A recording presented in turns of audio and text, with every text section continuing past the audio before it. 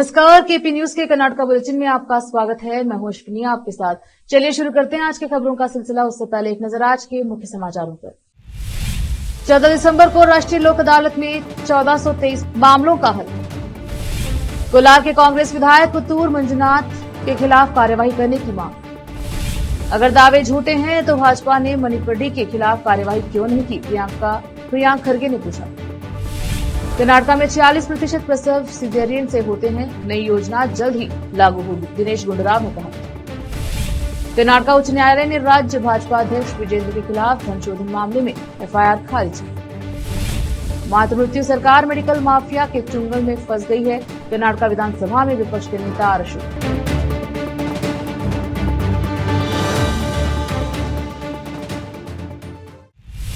समाचारों का सिलसिला शुरू करते हुए देखते हैं समाचार विस्तार से। इस माह की 14 तारीख को राष्ट्रीय लोक अदालत का आयोजन किया गया, जिसमें आपसी समझौते से लगभग 1423 मामलों को हल करने की बात न्यायाधीश प्रकाश बनसूड़े ने पत्रकारों को बताई। वह आज बीदर जिला अदालत में बुलाई गई प्रेस मीट में पत्रकारों से बात करते हुए उन्होंने लोक अदालत में हल हुए मामलों की जानकारी दी।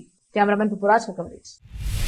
कर्नाटका प्रशिष्ट जाति प्रशिष्टा प्रमाण पत्र विरोधी होराटा समिति द्वारा आज जिलाधिकारी के माध्यम से ज्ञापन मुख्यमंत्री, केपीसीसी अध्यक्ष एवं उप मुख्यमंत्री को ज्ञापन सौंपकर मांग की गई कि कोलार के कांग्रेस विधायक कुतूर मंजुनाथ ने 2013 में बुड़गा जंगम का जाति प्रमाण पत्र झूठ बोलकर हासिल किया, जबकि वह पिछड़ा वर्ग बैरागी से आते हैं। विधायक के खिलाफ सख्त कार्यवाही करने की मांग की गई और सदस्यता रद्द करने का आग्रह किया गया। इस अवसर पर समिति के राज्य महासचिव राजकुमार मूल भारती, जिला अध्यक्ष अभी काड़े, चंद्रकांत निरौटे, संतोष हेड़कूरे, महेश गोनालकर सहित अन्य उपस्थित रहे। कैमरामैन पुराज का कवरेज। कर्नाटका राज्य सरकारी नौकर संघ के अध्यक्ष उपाध्यक्ष के चुनाव 21 दिसंबर को होने की बात चुनाव अधिकारी बसवराज स्वामी हिड़गापुर ने पत्रकारों को बताई है। वह आज बीदर पत्रिका भवन में पत्रकारों से बात कर रहे थे। कैमरामैन पुपराज का कवरेज।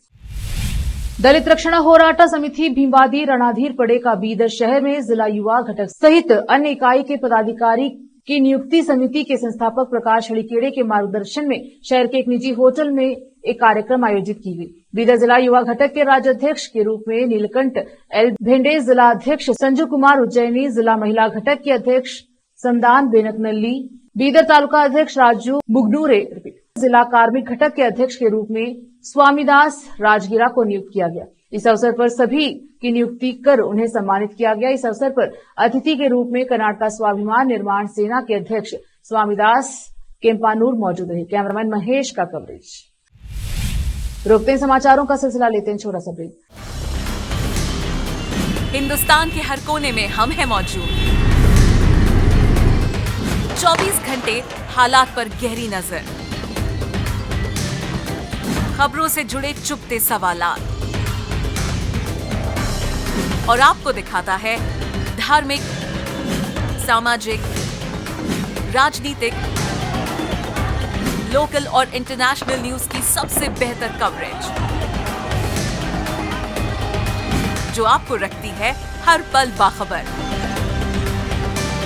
देश और दुनिया भर की खबर के लिए देखते रहें केपी न्यूज 24/7।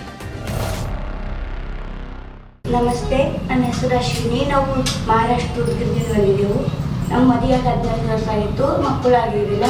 ನಾವು 4-5 ಸಲ ತೋರಿಸಿದೆವು, ಬೀದರ್, ಬಸವಕಲ್ಯಾಣ, ಔರಂಗಾಬಾದ್, ಹೈದರಾಬಾದ್ ಎಲ್ಲ ತೋರಿಸಿದೆವು. ಎಲ್ಲಿ ಮಕ್ಕಳಾಗಿರಲಿಲ್ಲ. ಇಲ್ಲಿ ಬಸವಕಲ್ಯಾಣ ಜೀವನ್ ಜ್ಯೋತಿ ಹಾಸ್ಪಿಟಲ್ ಬಂದಿಲ್ಲ. ಮೇಡಮ್ ಟ್ರೀಟ್ಮೆಂಟ್ ಇದ್ದು 1 ತಿಂಗಳಿಗೆ ನಮ್ಮದು ಸಕ್ಸಸ್ ಆಗಿದೆ.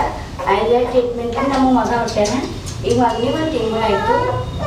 नूर एजुकेशन ट्रस्ट बीदर की ओर से चलाए जाने वाला Noor MEd and BEd college Bidar, recognised by NCTE Delhi and affiliated to Bidar University Bidar. Admission are open for the academic year 2023-24. विशेषज्ञ और सक्षम शिक्षकों द्वारा शिक्षा प्राप्त करने के लिए नूर एमएड एंड बीएड कॉलेज में दाखिला लें और शांत वातावरण में शिक्षा प्राप्त करें। बीदर शहर में बेहतर शिक्षा का एकमात्र केंद्र Noor MEd and BEd college, Shahpur gate, Bidar. Phone numbers 9945283920, 8482221297। Break के बाद स्वागत है आपका, देखते हैं समाचार।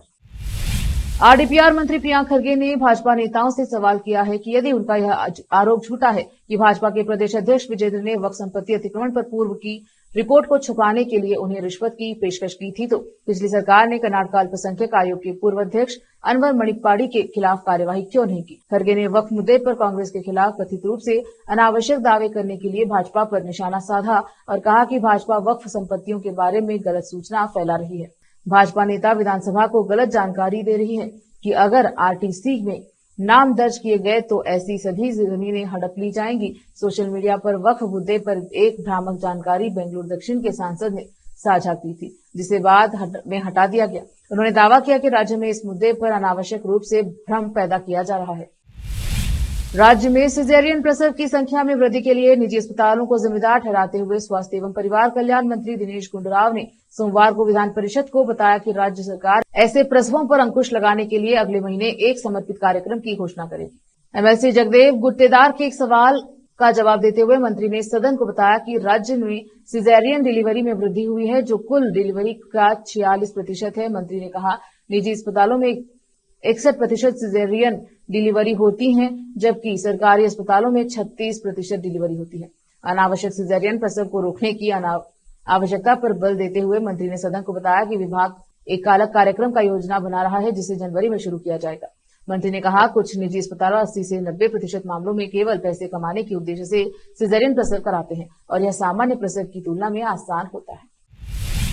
कर्नाटक उच्च न्यायालय ने मंगलवार को तत्कालीन उपाध्यक्ष और अब भाजपा के प्रदेश अध्यक्ष बीवाई विजेंद्र के खिलाफ दर्ज एफआईआर को रद्द कर दिया है, जिन पर चुनावी बॉन्ड के आड़ में कथित रूप से धन उगाही करने का आरोप लगाया गया था।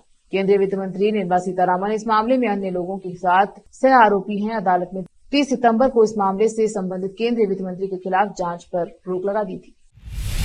फिर से रोकते हैं समाचारों का सिलसिला, लेते हैं छोटा सा ब्रेक। हिंदुस्तान के हर कोने में हम हैं मौजूद। 24 घंटे हालात पर गहरी नजर, खबरों से जुड़े चुपते सवालात और आपको दिखाता है धार्मिक, सामाजिक, राजनीतिक, लोकल और इंटरनेशनल न्यूज की सबसे बेहतर कवरेज, जो आपको रखती है हर पल बाखबर। देश और दुनिया भर की खबर के लिए देखते रहें केपी न्यूज 24/7। ನಮಸ್ತೆ, ನನ್ನ ಹೆಸರು ಅಶ್ವಿನಿ. ನಾವು ಮಹಾರಾಷ್ಟ್ರ ಉದ್ಗಿರ್ದಿಂದ ಬಂದಿದ್ದೆವು. ನಮ್ಮ ಮದುವೆಯಾಗಿ 14 ವರ್ಷ ಆಯಿತು, ಮಕ್ಕಳಾಗಿರಲಿಲ್ಲ. ನಾವು 4-5 ಸಲ ತೋರಿಸಿದೆವು, ಬೀದರ್, ಬಸವಕಲ್ಯಾಣ, ಔರಂಗಾಬಾದ್, ಹೈದರಾಬಾದ್ ಎಲ್ಲ ತೋರಿಸಿದೆವು. ಎಲ್ಲಿ ಮಕ್ಕಳಾಗಿರಲಿಲ್ಲ. ಇಲ್ಲಿ ಬಸವಕಲ್ಯಾಣ ಜೀವನ್ ಜ್ಯೋತಿ ಹಾಸ್ಪಿಟಲ್ ಬಂದಿಲ್ಲ. ಮೇಡಮ್ ಟ್ರೀಟ್ಮೆಂಟ್ ಇದ್ದಿದ್ದು 1 ತಿಂಗಳಿಗೆ ನಮ್ಮದು ಸಕ್ಸಸ್ ಆಗ್ಯದ. 5 ಟ್ರೀಟ್ಮೆಂಟ್ ನಮ್ಮ ಮಗ ಹುಟ್ಟ್ಯಾನ. ಈಗ ಮಗನಿಗೆ 1 ತಿಂಗಳಾಯಿತು. ब्रेक के बाद स्वागत है आपका, देखते हैं समाचार।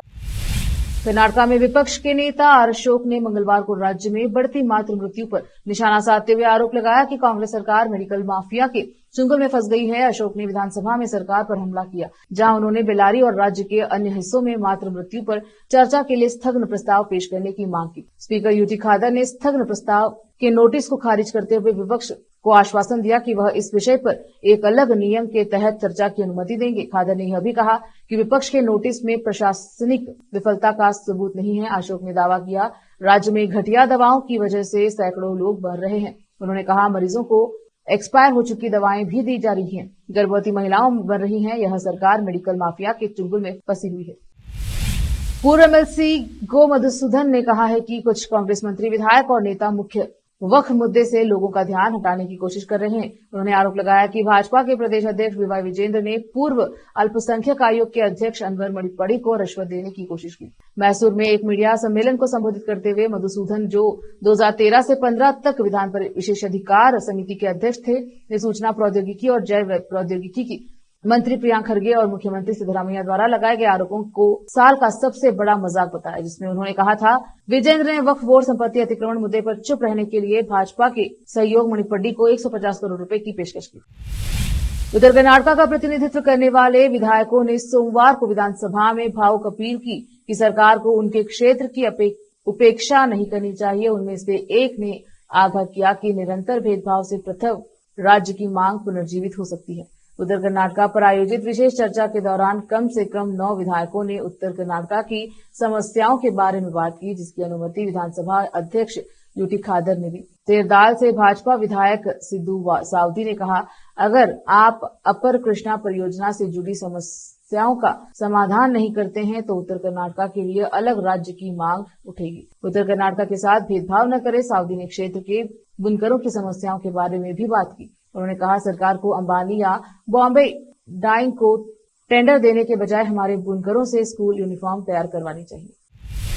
पुलिस ने सोमवार को बताया कि जिले में एक कृषि तालाब में सोडियम का उपयोग करके विस्फोट करने के आरोप में एक सोशल मीडिया प्रभावित व्यक्ति को गिरफ्तार किया गया। उन्होंने बताया कि एनएम प्रताप उर्फ ड्रोन प्रताप को शुक्रवार शाम गिरफ्तार कर लिया गया। पुलिस को घटना का वीडियो मिला था, जिसे उसने अपने यूट्यूब चैनल पर अपलोड किया। सोशल मीडिया पर वायरल हुए वीडियो में मधुगिरी तालुके के जनकालोटी स्थित श्री रायरा वृंदावना फार्म में विस्फोट होते हुए दिखाया गया। हालांकि पूछताछ के दौरान 27 वर्षीय प्रताप ने दावा किया कि यह उनके यूट्यूब चैनल के प्रचार वीडियो के हिस्से के रूप में किया गया था, एक विज्ञान प्रयोग था। एक वरिष्ठ पुलिस अधिकारी ने बताया कि बाद में उन्होंने वीडियो डिलीट कर दिया। फिर से एक नजर आज के मुख्य समाचारों पर। 14 दिसंबर को राष्ट्रीय लोक अदालत में 1423 मामलों का हल। कोलार के कांग्रेस विधायक पुतूर मंजुनाथ के खिलाफ कार्यवाही करने की मांग।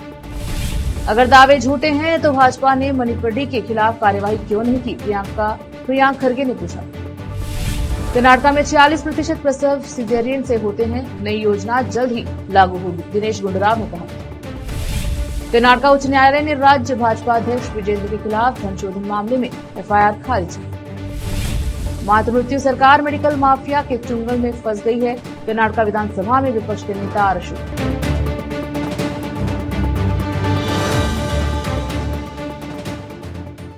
केपी न्यूज के कर्नाटक बुलेटिन में अब तक के लिए इतना ही। देखते रहें केपी न्यूज 24/7। धन्यवाद।